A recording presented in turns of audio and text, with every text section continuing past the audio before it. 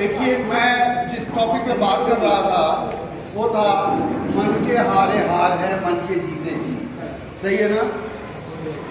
आपको बताएं कि ये जो दिमाग की जो ताकत होती है, आपके सोच की जो ताकत होती है, वो इतनी बड़ी है, इतनी महान है, इतनी महान है कि इसके बारे में आप कल्पना भी नहीं कर सकते। ठीक है?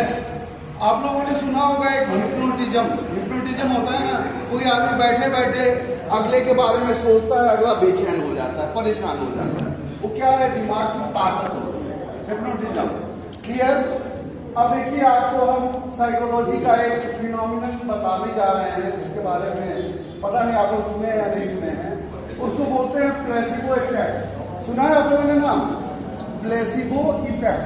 प्लेसिबो इफेक्ट में क्या हुआ कि विदेश की धरती पर कुछ लोग ऐसे कैदी थे जिनको फांसी की सजा दी जानी थी। क्या था? फांसी की सजा दी जानी थी। तो कुछ मनोवैज्ञानिक अपना रिसर्च कर रहे थे, उन्होंने सरकार से दरख्वास्त किया कि ये तो आज कल मर ही जाएंगे, एक हम लोग रिसर्च कर रहे हैं, क्यों ना इनके ऊपर उस रिसर्च को आजमाया जाए और उसके जो परिणाम होंगे वो तमाम लोगों के लिए एक बहुत ही बड़ा एक लाभप्रद होगा और उससे बहुत कुछ निष्कर्ष निकल के आएगा जो हो सकता है चौंकाने वाले तक। और हुआ क्या कि उनको एक लाइन से बैठा दिया गया, उनके हाथ में पट्टी लगा दी गई और पट्टी लगाने के बाद कहा कि आप लोग आराम से बैठे हैं। उन्होंने कहा हाँ आराम से। कहा कुछ दिखाई दे रहा है? कहा कुछ दिखाई दे रहा है।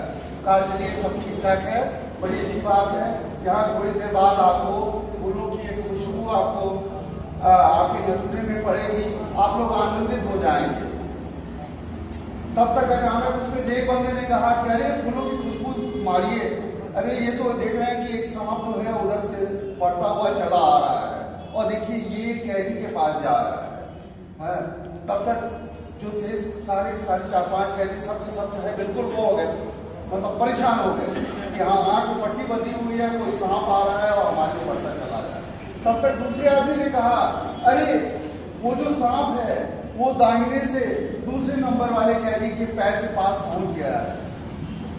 तब तक तीसरे ने क्या कहा कि अरे ये तो दफन काट लिया है, कभी भी काट सकता है।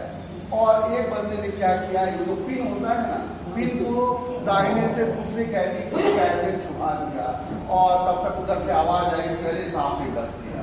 और जानते हैं क्या हुआ? उस कैदी की तत्काल मौत हो गई।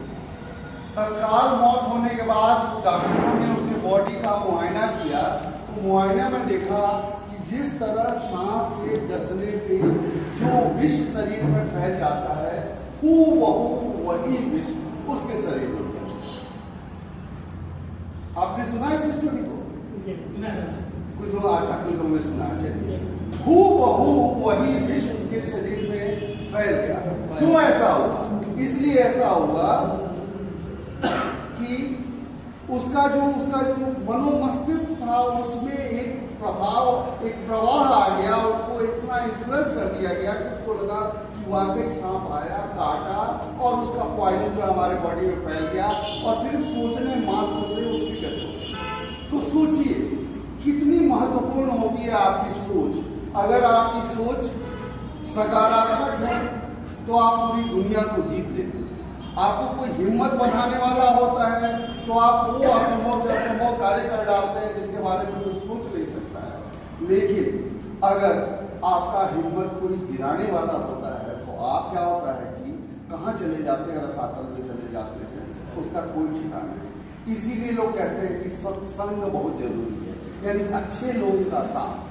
बहुत सारे लोग होते हैं, जब आप उनसे मिलिए, उनसे फोन कीजिए, कहिए क्या हाल चाल है, अरे यार बहुत फिट है, एकदम फर्स्ट क्लास है, आपकी भी तबीयत खुश हो जाती है। और किसी को फोन कीजिए तो कुछ लोग ऐसा कहते हैं कैसी तबीयत है, अरे मत पूछो यार परेशान। तो अब जब आप सुनिएगा तो आपको भी लगता है कि भैया वो हो गए, गड़बड़ हो गए। आ जाइए सर, आ जाइए, सर नमस्ते सर। तो ये चीज होती है। एक हमारा, मैं बता रहा हूँ, हमारा एक प्रिय था दोस्त, उसका एक भतीजा था, वो उसके अंदर पता नहीं क्यों एक निगेटिव भाव थी। वो जब हमसे मिलता था तो हमको कहता था, सुनिए बड़ा बढ़िया मैं बात बता रहा हूँ, मिलता था तो हमसे कहता था ये भैया का हाल चाल का हाल चाल ठीक है का ना, हम मान ना सकी तो बाहर कुछ ना कुछ प्रॉब्लम बा, शरीर तो आप दूर रह जाता अब यार फालतू बात करते हो, बकवास करते हो ना, कुछ कहा अपने घर में जाकर पूछूंगा, शरीर तो हर डाउन होता ये भैया 2 बार 3 बार कहे तो वो सही है सही नहीं। लेकिन वहीं पर एक और हमारे मित्र थे, उनके संबंधी थे, वो जब देखते थे थोड़ा बहुत वो चेहरा भी बने रहता था, अरे यार क्या है तबियत खुश हो जाती थी। सही बात क्या है गलत बात है, ऐसे चिन्ह लगाए इसका पैसा देंगे आपको, बेसिकली ये इसी उद्देश्य से हो रहा है कि आपके मन में कुछ बात है, कुछ उलझन है, कुछ विकार है, कुछ परेशानियां हैं, कम से कम एक दिन आइएगा, वहां बैठिएगा लोगों के बीच में, वहां पर मस्ती के नाच गाने देखिएगा, बढ़िया बढ़िया ब्रेकफास्ट लीजिएगा, शानदार सूप लीजिएगा, जबरदस्त लंच का भी मेनू है, कैसा तो पनीर बटर मसाला, तो वेज कोफ्ता, तो मिक्स वेज, तो रोटी, तो नान, तो चावल, तो दही, तो क्या क्या, लास्ट में सब आइसक्रीम, लास्ट में आइसक्रीम भी है, आइसक्रीम भी है। और शाम के समय जब जाइएगा तो पता लगा साहब प्लेट पकौड़ा और चाय और अनसन ये सब है। नाश्ते में इतना सारा आइटम है, वेज कटलेट, तो क्या बोलते हैं पूरी है, सब्जी है, दही है, तमाम आइटम है नाश्ते में, चाय है, कॉफी है। बताइए एसी हॉल में बैठ के अगर आप इतनी चीजों को इंजॉय कीजिएगा, खाली खाना खाने जाइए एसी हॉल में तो 700-800 रुपये का बिल बन जाता है, और ऊपर से दे रहा है ऐसे सलाम होके खड़ा हो जाता है, यहाँ 500 कूपन में वो क्या कहते हैं नाश्ते से लेके और दोपहर का लंच तो सारा का सारा, और साहब उसके बाद जो प्रोग्राम है, प्रोग्राम करने वाले कौन लोग हैं, वो हमारे रेल परिवार के ही सदस्य लोग हैं।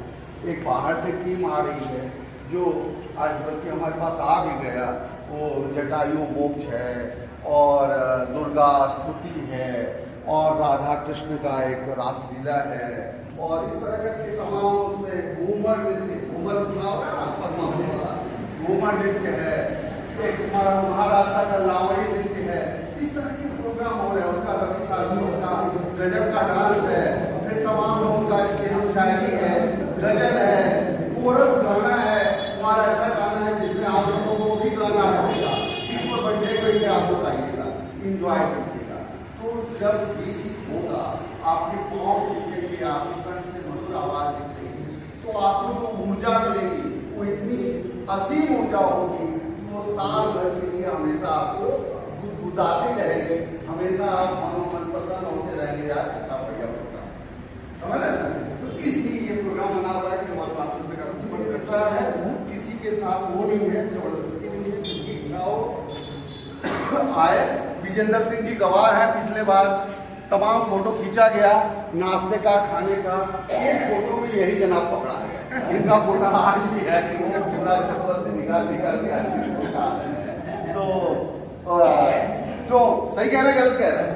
बढ़िया था खाना पिछले बार, बहुत बढ़िया, एकदम शादी ब्याह में बारात में खाना होता है उससे बेहतरीन खाना। तो आप लोग चूकिए ना 23 तारीख को 9:30 बजे के आसपास घर से ब्रश व्रश करके आ जाइए और वहां पे इंजॉय करिए, पक्का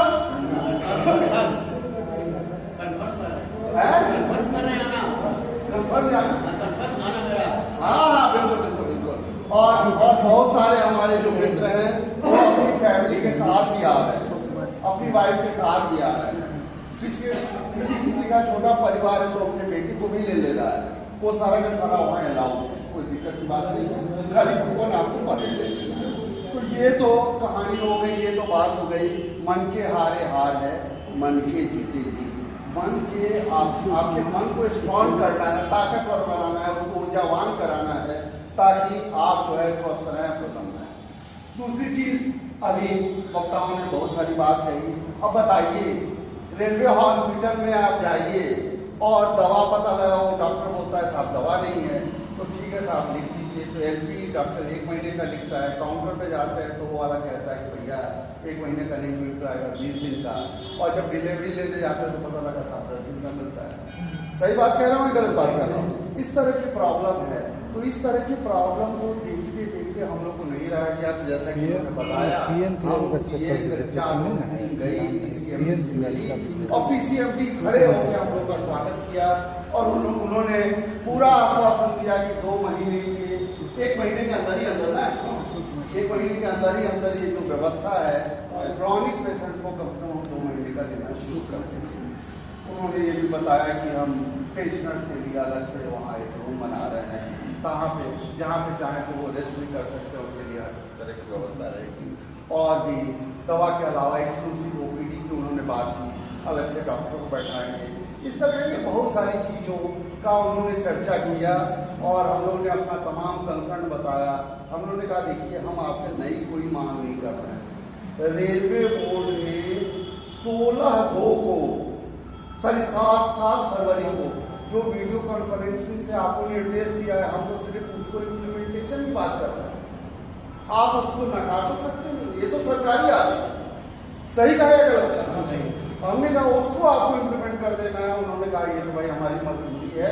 और वो बैठ के एक पॉइंट पर हम लोगों से डिस्कशन की। सोचिए एक कामा पूरे स्टाफ उन्होंने पढ़ा और हर चीज को किया। तो ये मेडिकल डिपार्टमेंट में लगता है ऐसा कि सुधार हो जाएगा। आज के डेट में जो स्थिति है उसमें एक आई डिपार्टमेंट आँख वाला उस डिपार्टमेंट का काफ़ी अच्छा हम लोग को फीडबैक मिल रहा है कि वो आँख का ऑपरेशन बड़ा अच्छा हो रहा है और लोग 2-2 महीने 3-3 महीने का नंबर लगा रहे हैं। मतलब आज आप ये फोटो लेकर देखेंगे तो महीने नंबर आ रहा है और वो भी किया जाता था वो कर रहा है। सारा का सारा आपने सुना है कभी? नहीं सुना है तो जान लीजिए ये चीज हो रहा है। मोतियाबिंद वगैरह का बड़ा अच्छा ऑपरेशन हो रहा है।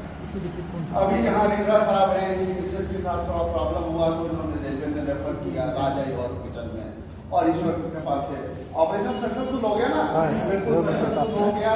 रेलवे ने सारा खर्चा भी दिया और वो सकुशल आ गई। बहुत बढ़िया देखना है। रिक्का साहब को जानते हैं आप लोग? रिक्का साहब ये senior section engineer senior section engineer mechanical workshop में रहे हैं। तो रिक्का साहब इनकी मिसेज के साथ इस तरह का हुआ था। आए दिन इस तरह के फोन आते रहते हैं, हम लोग को प्रॉब्लम्स था। अभी एक सिन्हा साहब की मिसेज का कुछ मामला था तो वो भी ऐसा हुआ, उनको भी पेसमेकर वगैरह लग गया, वो भी ठीक ठाक हो गई। तो कोई भी तकलीफ उसमें करते हैं और हम लोग अल्लाह उसकी मदद करते हैं चिकित्सा के मामले में। तो देखिए तो और दूसरी लास्ट में हम आपको ये कहेंगे कि ये देखिए जब एक पे कमीशन बैठता है तो अपनी रिपोर्ट को तैयार करने में 3 साल लगता है। 2 से 3 साल 86 में बैठा था तो रिपोर्ट 86 वाला जो रिपोर्ट था वो 3 साल बाद जाके 86 में। ऐसे ही 96 वाला जो रिपोर्ट आया जानते हैं क्या हुआ था? वो 93 में बैठा था तब जाके 96 में आया। 2006 वाला 2003 में बैठा था तब जाके 2006 में आया और 2016 वाला 2014 में। तो इस हिसाब से अगला पे कमीशन कौन सा होने वाला है? 8वां वेतन और 8वां वेतन आयोग कब से ड्यू है होना? 10 साल का अंतर कहीं चुना जाएगा 26 और 26 के लिए ये क्या है? ये 2023 जो है राइट टाइम। इस समय अगर हम लोग हल्ला गुल्ला मचाएंगे, अपनी आवाज को बुलंद करेंगे तो सरकार क्या करेगी कि उसको बना देगी पे कमीशन को और अध्यादेश अगर लोकसभा इलेक्शन से पहले जारी हो गया तो क्या होगा? 2026 तक रिपोर्ट आ जाएगा, हम लोग उसके फायदे में रहेंगे। अगर चूक गए तो क्या होगा? तो पता लगा अगर अध्यादेश नहीं जारी हुआ तो गया वो गदाल खाते में क्या होगा? कोई ठिकाना नहीं। इसलिए हम लोग को सजग रहना है और इसके लिए अपनी आवाज उठानी है। हमारे साथ नारा लगाइए, इंकलाब जिंदाबाद।